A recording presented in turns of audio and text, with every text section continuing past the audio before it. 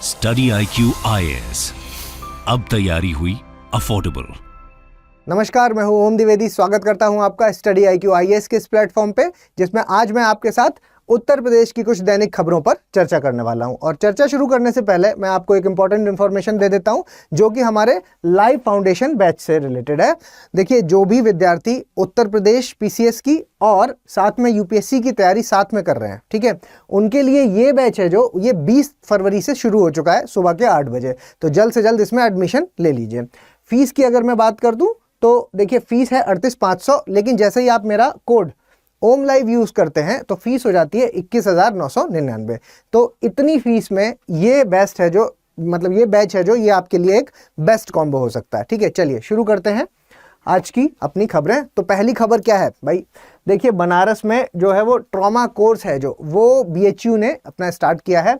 क्या है कि एक्सपर्ट कहाँ से आए हैं? इजराइल से। ठीक है, तो क्या है इसके बारे में थोड़ा सा देख लेते हैं। तो देखिए, जो इसकी अगर इंपॉर्टेंस की बात करेंगे तो BHU ने होस्ट किया है आपका इंडो इजराइल ट्रॉमा कोर्स। ठीक है, मास कैजुअलिटी साइंस, ठीक, ये पूरा नाम है इसका। और ये जो वर्कशॉप है ये ट्रॉमा सेंटर जो कि BHU के अंदर है वहां पर होगी। तो क्वेश्चन यही पूछेगा कि किसने स्टार्ट किया है, तो BHU ने। कौन है स्पेशल गेस्ट, तो इजराइल है। ठीक, तो याद रखना है आपको ये बात। इसके अलावा देखिए, मेनली ये फोकस किस पे करेंगे कि एफिशिएंटली किस तरह से जो आपके मेजर और जो माइनर एक्सीडेंट्स होते हैं उनको किस तरह से है जो वो मैनेज करना है और किस तरह से उनको बेटर ट्रीटमेंट फैसिलिटी समय पर दी जानी है। ठीक, इस पर ये फोकस होगा। इसके अलावा है जो ये किस तरह की जो भी ज़रूरत है, जो भी नुएंसेस हैं रिलेटेड टू ट्रॉमा, ठीक, वो सारी चीज़ें इस पर डिस्कस की जाएंगी। ट्रॉमा से संबंधित ईच एंड एवरीथिंग। कई बार क्या होता है कि बहुत सारे ऐसे रोड एक्सीडेंट्स हो जाते हैं, बोट एक्सीडेंट, ट्रेन एक्सीडेंट्स, ठीक, तो उनमें क्या क्या एक्शंस लिए जाने हैं, किस तरह से इसको अप्रोच करना है, वो सारी चीज़ें हैं जो वो इस पर डिस्कस करेंगे। ठीक है, और इसमें कौन प्रेजेंट रहे? देखिए, PAC, police, Gorkha training centre, NDRF, CRPF, ठीक है, रेलवे प्रोटेक्शन फोर्स, ये सभी लोग हैं जो इनके लिए ये जो है वो ट्रेनिंग दी गई। ठीक है, चलिए आगे बढ़ते हैं। तो अगली न्यूज़ है जो हमारी, ये एक बहुत बढ़िया इनिशिएटिव है उत्तर प्रदेश का। देखिए, न्यू बॉर्न्स के लिए है ये। ठीक, न्यू बॉर्न्स के लिए मतलब जो अभी नियोनेटल्स होते हैं, जस्ट पैदा हुए बच्चे हैं, तो उनके लिए, और साथ में मदर के लिए, मतलब जच्चा और बच्चा दोनों के लिए। ठीक है, देखिए क्या है, ये इनिशिएटिव है जो ये मेडिकल केयर के बारे में बात करता है, बच्चे की, जो पैदा हुए बच्चे हैं और मदर है जो उनकी। ठीक है, उसके अलावा जो आपका इसके लिए हाई फ्रीक्वेंसी ऑसिलेशन वेंटिलेटर है जो उसको डोनेट किया गया है। ठीक है, और ये किसको किया गया है? Shri Shivchandra Trivedi memorial mother and child care trust hospital. इसका नाम आपको याद रखना होगा। ठीक है, कई बार इस तरह का क्वेश्चन आ जाता है। ठीक, किसके लिए है ये भी पूछ सकते हैं। ओनली करके आ जाएगा, तो ध्यान रखिएगा, ओनली अगर लिखा हो तो वहां पर सचेत हो जाना, सिर्फ बच्चे के लिए नहीं है, यहाँ पर मदर भी इंक्लूड किया गया है। ठीक है, मेन एम की अगर आप बात करें तो क्या है इस ट्रस्ट का मेन एम, कि जो अंडर प्रिविलेज्ड वुमेन और बच्चे हैं, ठीक है, अंडर प्रिविलेज्ड हैं जो आपके BPL कैटेगरी के, जो उन पर ज़्यादा ये फोकस किया जाएगा। ठीक है, तो मेन एम है जो वो ये है। ठीक, आगे बढ़ते हैं। तो ये जो मैंने अभी वर्ड यूज़ किया, हाई फ्रीक्वेंसी ऑसिलेटरी वेंटिलेशन, ठीक है, तो वेंटिलेशन है जो ये क्या है, मतलब किस तरह से काम करेगा। तो देखिए, ये आपका basically high frequency oscillatory ventilation है जो ये लंग्स प्रोटेक्टिव स्ट्रेटजी है, जो आपकी फेफड़ों से संबंधी परेशानियां होती हैं उस पर, उससे रिलेटेड है। उसके अलावा ये जो आपके छोटे बच्चे नियोनेटल से लेकर के अडल्ट तक, जितनी भी लंग्स से संबंधित प्रॉब्लम होगी, छोटे बच्चे से लेकर के लंग्स तक, अडल्ट तक की, तो वो सारी चीज़ें हैं जो वो इसके माध्यम से मैनेज की जा सकती हैं। उसके अलावा ये एक सेफ और इफेक्टिव रेस्क्यू है। किसके लिए? ये जो एक सिंड्रोम होता है, acute respiratory distress syndrome, ARDS, मतलब आप ये समझ के चलिए, ओवरऑल सांस से संबंधी, फेफड़ों से संबंधी जो भी परेशानी होगी उसके लिए ये एक बेस्ट इक्विपमेंट हो सकता है। ठीक है, आगे बढ़ते हैं। देखिए, विमेन, जो पहले भी हमने बात की थी, विमेन एम्पावरमेंट में बड़े सारे स्टेप्स लिए जा रहे हैं उत्तर प्रदेश में, वही से संबंधित एक न्यूज़ है। क्या है news? Women's help desk setup in all थाना। ठीक है, जितने थाने हैं सब पर। ठीक है, क्या है भाई? देखो, विमेन की पुलिस स्टेशन है जो एडिशनल बनाए गए, उसके अलावा एडिशनल विमेन काउंसलिंग पोस्ट बनाई गई हैं, ठीक है।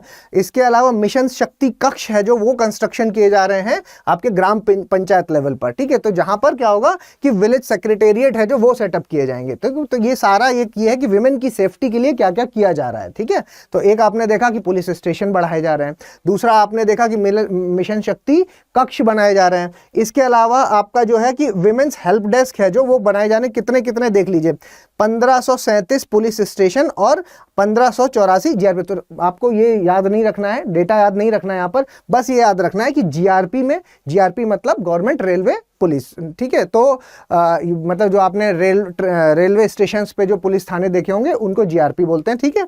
तो वो जीआरपी और पुलिस स्टेशन पे विमेन हेल्प डेस्क अलग से सेपरेटली बनाया जा रहा है, ठीक। उसके अलावा एडिशनल पुलिस स्टेशंस बनाए जा रहे हैं, काउंसलिंग किस तरह से महिलाओं के साथ करनी है उसके लिए काउंसलिंग पोस्ट बनाई जा रही है, मिशन शक्ति कक्ष बनाया जा रहा है। Women personal in Uttar Pradesh police को जो है वो मतलब जितनी भी विमेन्स के रिक्रूटीज हैं उनको बढ़ा करके कितना 32,000 कर दिया गया, ठीक है। तो ये सब है जो विमेन्स की सिक्योरिटी के लिए, महिला सशक्तिकरण के लिए एक बहुत बड़ा स्टेप है, ठीक है। चलिए अगली देखते हैं जो कि आपकी राइस से संबंधित है ना। क्या है न्यूज़, देखिए पहले क्या होता है, प्रोसेस क्या है। प्रोसेस ये होता था कि धान आया किसानों के पास, किसानों ने धान को क्या किया, मिल ओनर्स को दिया, ठीक। मिल ओनर्स से किसानों के पास धान आया, वो वहाँ पर पहुँचा गोदामों में और मिल ओनर्स के पास पहुँचा। उसके बाद वहाँ से गवर्नमेंट ने खरीद लिया और फिर खरीदने के बाद गवर्नमेंट क्या करता था, उसको फिर एलोकेट करता था वापस से मिल ओनर्स को। और फिर मिल ओनर्स जब एलोकेट हो जाता था तो उसके बाद अगली खबर क्या है, देखिए technology the game changer in as Uttar Pradesh reaches rice milestone, ठीक है। चावल के बारे में है, देखिए क्या है बेसिकली खबर ये है। पहले आप प्रोसेस समझिए क्या होता था। पहले किसान ने धान उगाया और फिर उसके बाद स्टेट गवर्नमेंट ने उसको परचेस किया, ठीक। फिर स्टेट गवर्नमेंट क्या करता था, उसके बाद वो उनको जो है वो मिल जो होते थे उनको एलोकेट कर दिया जाता था। और मिल को एलोकेट करने के बाद फिर वो एफसीआई के गोदामों में पहुंचता था। एफसीआई में गोदामों में पहुंचने के बाद सेंट्रल गवर्नमेंट उस पर एमएसपी डिसाइड करता था, ठीक है। तो ये था पूरा प्रोसेस। और फिर उसके बाद जो है वो एमएसपी डिसाइड करता है तो किसानों को पूरा पता चल जाता था कि भाई इस भाव ये चावल है जो बिकेगा, ठीक है। तो इस पूरे प्रोसेस में कई सारे फ्लॉस थे, ठीक है।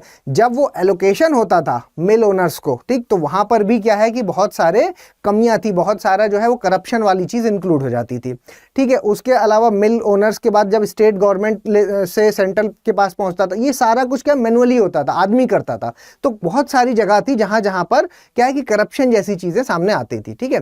तो इसके लिए क्या किया गया है, इसके लिए एक सॉफ्टवेयर की मदद ली गई है, ठीक। तो सॉफ्टवेयर की मदद से जो भी मिलों की कैपेसिटी होगी, ठीक है, मिलों की कैपेसिटी के हिसाब से वो सॉफ्टवेयर अपने आप ही एलोकेट कर देगा कि भाई इस मिल को इतना राइस जाएगा और फिर तो वो उससे निकाल लेंगे, ठीक है। तो मतलब उससे क्या है कि पैडी पहुंच जाएगा उनके पास और फिर उससे राइस निकाल लिया जाएगा। तो ये प्रोसेस है। इसमें आप बस इतना समझ लीजिए कि वो चीजें जो पहले आदमी करता था वो सारी चीजें अब सॉफ्टवेयर कर रहा है, ठीक है। तो जिससे कि क्या है, जो बीच में करप्शन वाला पार्ट था वो हट गया है, ठीक। तो बस वही है इसमें न्यूज़ की, इसमें भाई टेक्नोलॉजी का इस्तेमाल कर लिया गया है, ठीक है। तो वही उसी के बारे में पूरा लिखा है कि use of technology in allocation of paddy to deserving mill, ठीक। जितनी जिसकी कैपेसिटी है उसके हिसाब से उसको कर दिया जाता था, ठीक है। तो ये है पूरा राइस के बारे में। कस्टम्ड राइस हो तो ये मिनिमम सपोर्ट प्राइस है जो ये फार्मर्स उसके बाद डिसाइड कर लेते हैं, ठीक। तो यही जो मैंने अभी बताया यही पूरी इसके बारे में जानकारी है, ठीक है। चलिए आगे की न्यूज़ देखते हैं। टूरिज्म हॉस्पिटैलिटी सेक्टर है जो, ये क्या करेगा, 4 लाख जॉब्स हैं जो वो उत्तर प्रदेश में जो है वो जनरेट करेगा। देखो क्या क्या है, टूरिज्म का बूम है कौन कौन सी जगह पे, देखो 2.6 लाख जॉब्स हैं जो वो क्रिएट कर रहा है UP tourism sector through investment के जरिए, ठीक है। जो भी आपका इन्वेस्टमेंट है उसके जरिए कितनी 2.6 लाख जॉब्स, ठीक। अब इनिशिएटिव क्या है, विश्वनाथ धाम कॉरिडोर है जो उसको सुंदर बनाएंगे, उसका सौंदर्यीकरण होगा, ठीक है। और उससे क्या है कि बहुत सारा टूरिज्म आएगा, ठीक। बहुत सारे जब टूरिज्म आएगा तो उससे पैसा आएगा, पैसा आएगा तो रेवेन्यू बढ़ेगा, ठीक। उसके अलावा आगे देखते हैं, राम टेम्पल है जो अयोध्या में, और जो प्रोजेक्ट है कौन सा, विंध्या धाम, आगरा, मथुरा, चित्रकूट, झांसी, ये सब क्या है कि इनका है जो ये कंस्ट्रक्शन जब ये सब बढ़ेगा तो यहाँ पर भी टूरिज्म आएगा, है ना। तो ये देखिए आप, ये सारी वो जब जगहें हैं जहां पर टूरिज्म के लिए प्रमोट किया जा रहा है, ठीक। तो ये सब जगहों के नाम आपको याद रखने हैं। इसके अलावा यूपी गवर्नमेंट ने 397 प्रपोजल्स दिए हैं टूरिज्म सेक्टर में, ठीक। उसके अलावा इन्वेस्टर्स कहाँ के, जापान के इन्वेस्टर्स ने यूपी के साथ ये क्या है, डील साइन की है, ठीक है। तो जिसमें कि क्या है कि यूपी ग्लोबल इन्वेस्टर समिट में ये जो कंस्ट्रक्शन है इसमें कौन मदद कर रहा है, जापान, ठीक। तो ये चीज आपको याद रखनी है, जापान इसमें इन्वॉल्व है, ठीक है। चलिए, तो ये था हमारा आज का डिस्कशन। अगर आपको ये सेशन पसंद आए तो प्लीज़ लाइक शेयर सब्सक्राइब इसको कर दीजिए। इसके अलावा आप मुझे कुछ सजेशन देना चाहते हैं तो प्लीज़ कमेंट बॉक्स में सजेस्ट कीजिए और मेल भी कर सकते हैं om.narayan@studyiq.com पे। ये मेरा टेलीग्राम चैनल है जिस पे आप मुझे ज्वाइन कर सकते हैं और ये मेरा पर्सनल टेलीग्राम आईडी है जिस पर आप मुझे पर्सनली मैसेज भी कर सकते हैं। ये मेरा इंस्टाग्राम है जिस पे आप मुझे फॉलो कर सकते हैं। जल्द ही मिलेंगे अगले सेशन के साथ, तब तक के लिए धन्यवाद। स्टडी IQ IAS, अब तैयारी हुई अफोर्डेबल।